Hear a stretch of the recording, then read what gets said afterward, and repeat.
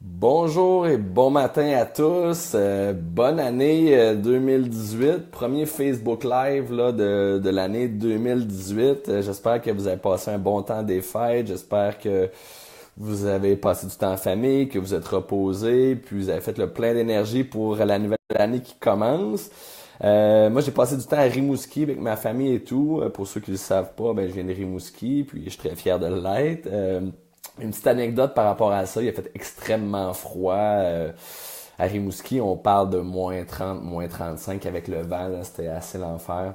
Puis mon garçon, mon plus jeune, me dit Papa, est-ce que Rimouski c'est proche du pôle Nord? C'est sûr qu'avec des froids comme ça, c'est difficile de l'astiner là-dessus. Donc, je trouvais ça très drôle. Aujourd'hui, le sujet que je vais vous parler pour commencer la nouvelle année, c'est justement les 3 raisons pour investir dans le marketing web en 2018.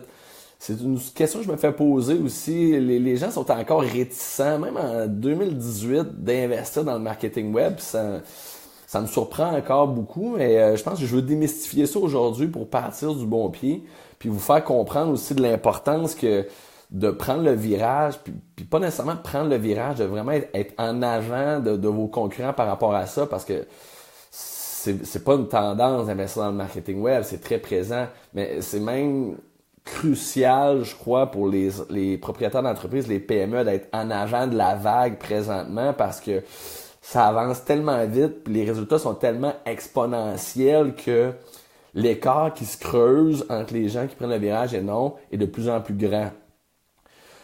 Donc, la première raison que je vais vous parler, c'est une statistique, une étude qui a été sortie par eMarketer aux États-Unis. D'ici 2020, les entreprises, le budget publicitaire ou le budget marketing des entreprises aux États-Unis va être de 45% dans le marketing web. Donc, dans tout le budget marketing qui va être investi, on parle qu'il va y avoir 45% du budget qui va être attribué au marketing web. Donc ça, c'est énorme là, comme proportion dans tout le budget de marketing. Là, on parle de différentes entreprises. Il y en a qui investissent 10 000 par année, il y en a qui investissent 10 millions par année, on s'entend. Mais la portion de la tarte publicitaire de chaque entreprise va passer jusqu'à 45% pour le marketing web.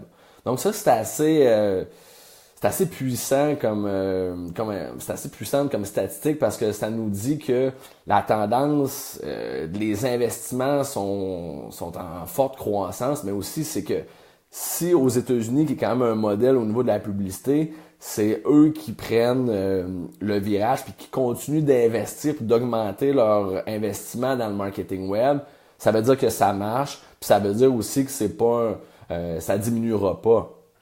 Je pense que je regarde là 5 ans, on parlait de peut-être 10-15% au Québec, au Canada, versus peut-être 20-25%.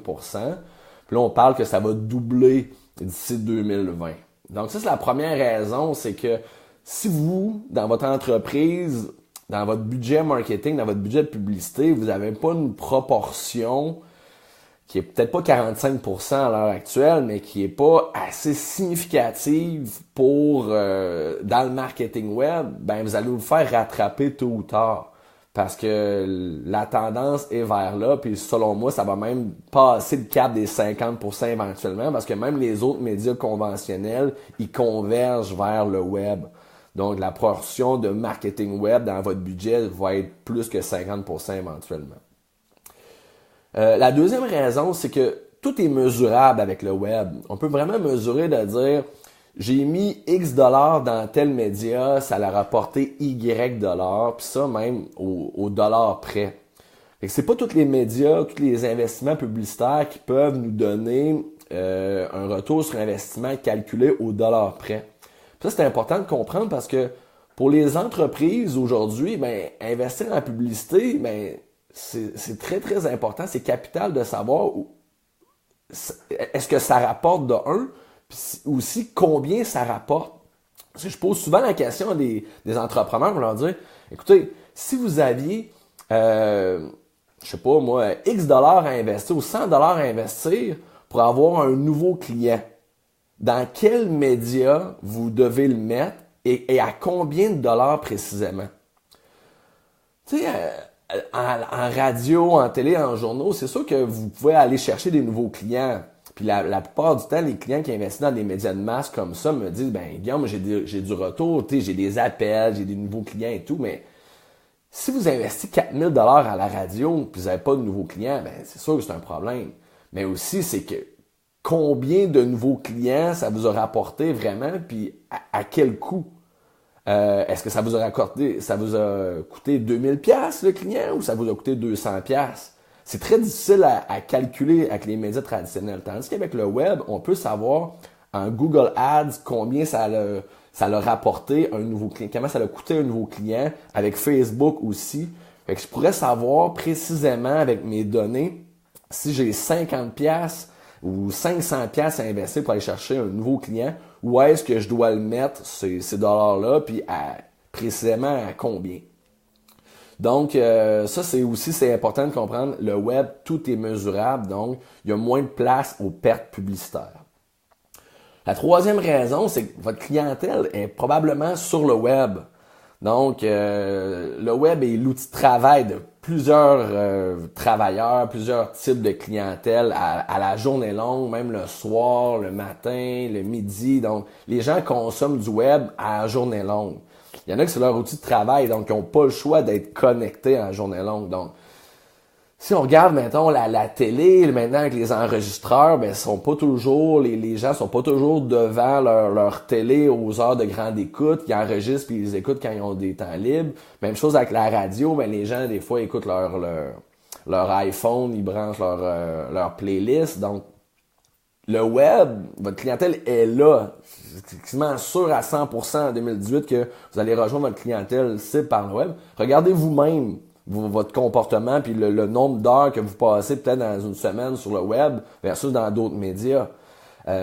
Donc, votre clientèle cible est là. Vous avez juste à définir, à trouver comment la rejoindre, puis quels sont les médias qui fonctionnent mieux pour vous que d'autres, puis quels sont les messages qui interpellent plus votre clientèle cible que d'autres.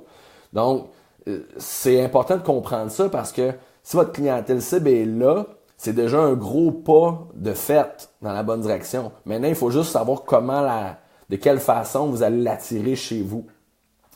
Donc, en fait, ben, c'est ça les trois raisons que je voulais vous parler ce matin. Pourquoi investir dans le web? Ben, premièrement, parce que la portion de budget publicitaire augmente énormément par rapport au marketing web. Tout est mesurable dans le web. Puis aussi, ben, votre clientèle cible est présente et active sur le web. Si vous avez des questions, des commentaires par rapport à ça, commentez en dessous de la vidéo. Je vais répondre à toutes vos questions puis à tous vos commentaires. Ça me fait plaisir d'y répondre. Le but, c'est de créer de l'interaction puis de brasser un peu vos paradigmes actuellement. Puis, ben, j'espère que ça a été utile pour vous ce matin. Puis, encore une fois, à bientôt. Merci.